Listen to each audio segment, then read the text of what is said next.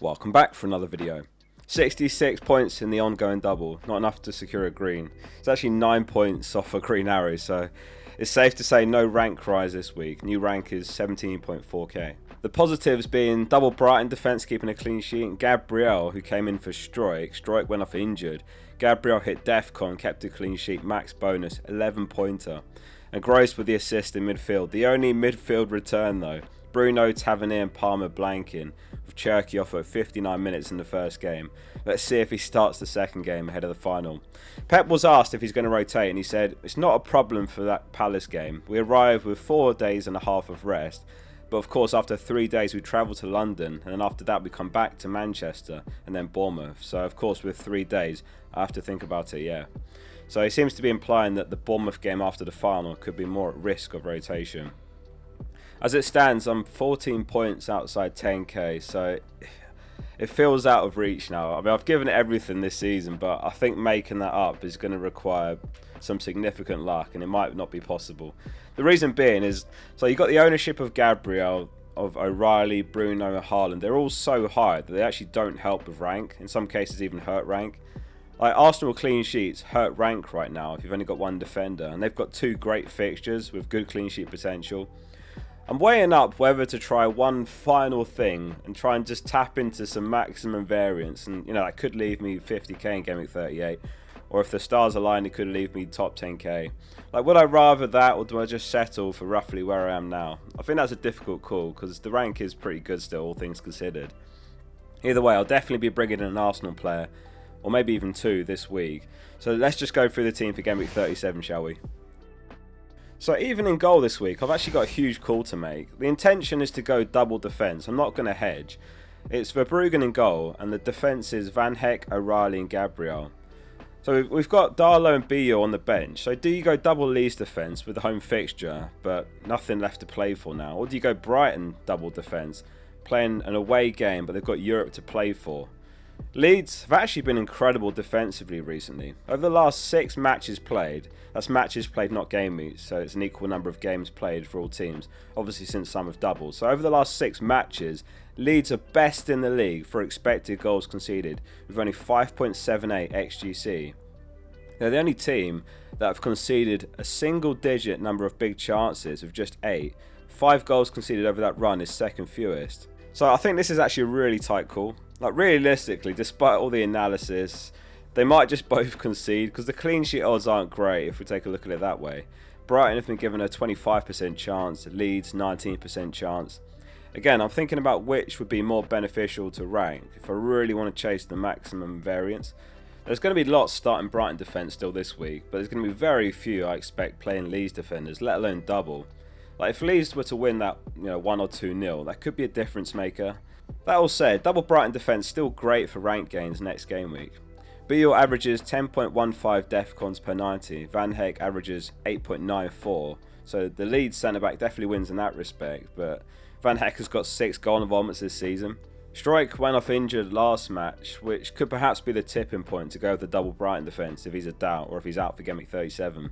The thing with FPL is you can easily find narratives to support your view, can't you?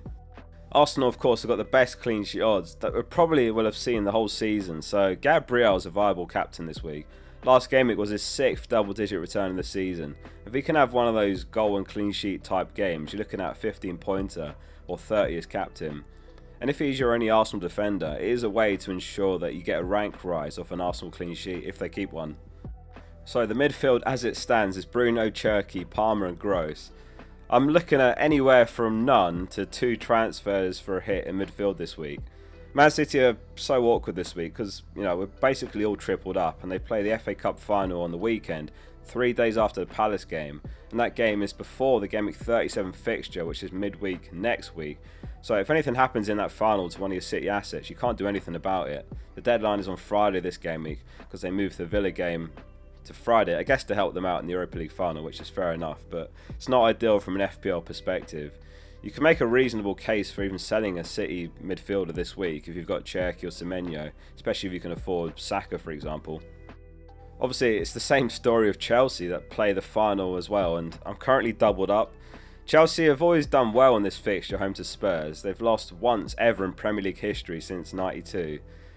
But, I mean, Palmer, he's actually a crazy differential now. He was about 10% owned at my rank last game week, so part of me is tempted to keep him despite how poor Chelsea have been. Like, the last couple of game weeks have been a little bit unlucky. Missing that pen, of course, and that goal he scored against Liverpool inches offside in the build-up. I think sometimes you have to acknowledge when it's so close to being a different narrative. You know, like if those 2 goals go in, it's a very different conversation about these next 2 fixtures, Spurs home and Sunderland away. And maybe to give another example, earlier in the season, or at the start of the season, I started with Bruno, and so many people were like, why have you got Bruno? He just keeps blanking and missing penalties. Well, he was missing penalties. He was still generating great numbers even outside of that. He was hitting DEFCON, good underlying numbers, and of course he finally came good. So, I don't know, maybe Palmer's still got potential as that final big upside rank push player for me, but there is obviously that temptation to just make the Saka swap, and maybe I'm overthinking it. I'll talk more about the transfer plans in a sec. So yeah, Bruno gets the armband. You'd have to go back to the 24th of November, the last time that Bruno blanked at Old Trafford. That was that 1-0 loss to Everton. Do you remember that one when Garner got a red card, but Everton has still won it? Anyway, that's about 6 months since he blanked in the league home, so I'm quite comfortable captaining Bruno when I expect many are going to turn to Saka for captaincy this week.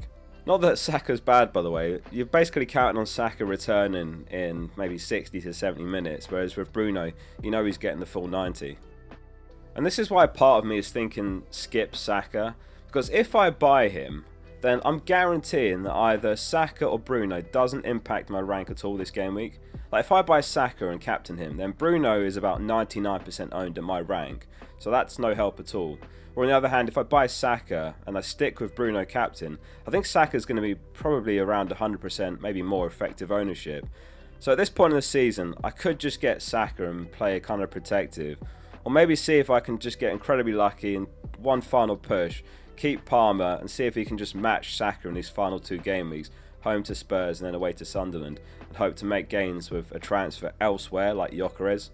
I'm really conflicted on this one because it's been a really long season and it could be undone very quickly. You know, I was 5.3 million in the world heading into Game Week 6, and I've been inside 10k a couple times this season, and if you'd offered me this rank at this stage of the season back then, I would have taken it all day. Or only if you're looking at one final push with a big upside play of some sort. What are you guys thinking? And Gross is the final midfielder. He's assisted in every game since buying him where I've started him, so he's been an absolute clutch player.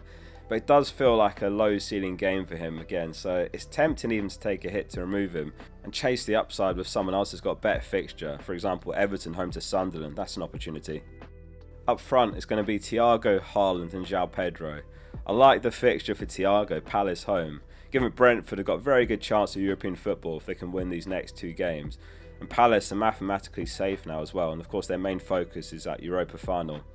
Thiago's produced 6 double-digit returns this season. Lots benched him last game week obviously, but he was about 9% owned around my rank last game week, 9%, so he's got the potential to be a difference maker still.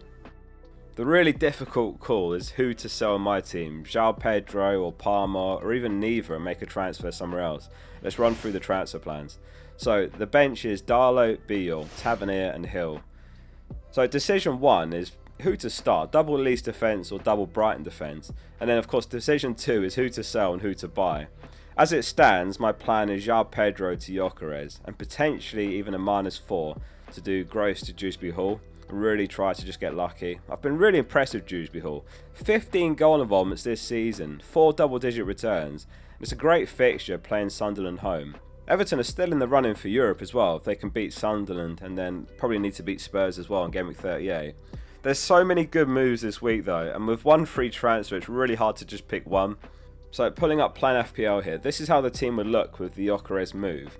And if I punted on Dewsbury Hall, then yeah, he'd come in for Gross as well, with Tavernier on the bench, and I'd start him at 38.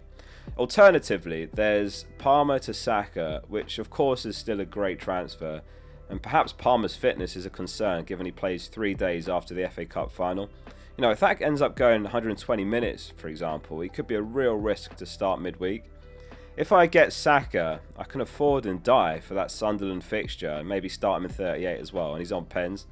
I could even afford Trossard and just back Trossard to repay the hit. You'd need to get a goal that game. I'd need Gross to blank basically whatever I do with the hit. I've even considered Van Heck to Saliba, and I backed the Arsenal clean sheet. But it's kind of scary going into that Burnley home fixture without any attacker. The atmosphere is going to just be absolutely unbelievable that game, and I think Arsenal should win comfortably.